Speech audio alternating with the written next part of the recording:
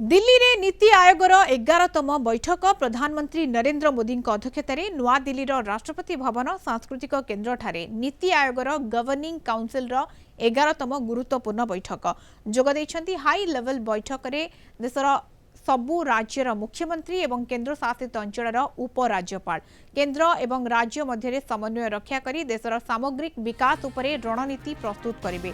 चलित वर्ष बैठकर थीम हेउछि विकसित भारत आट 2047 सामग्रिक मानव विकास यार अर्थ 2047 मसीहा सुधा भारत को संपूर्ण विकसित राष्ट्र में परिणत करने एवं देशर प्रगतिर सुफल जेपरि जाति धर्म लिंग कि आंचलिक भेदभाव बिना देशर प्रत्येक नागरिकों पाखे पहुंची पारिबो ताहा सुनिश्चित करने। बैठक में मानव संबल विकास पाई 4 स्तंभ उपरे सबुठारु अधिक आलोचना करा जाई रोड मैप प्रस्तुत हेबो।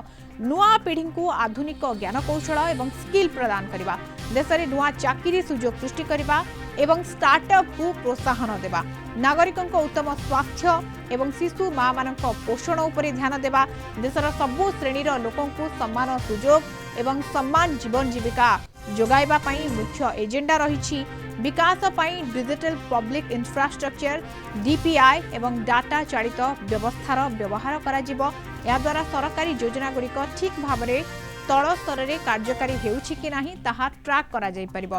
वर्तमान विश्व स्तर में चलिथिबा अर्थनैतिक चाप एवं चिंताजनक स्थिति मध्यरे भारतर बैठक अत्यंत गुरुत्वपूर्ण राज्य गुड़िकर सहयोग बिना देशर विकास असंभव बोली प्लाटफर्म दर्शाए।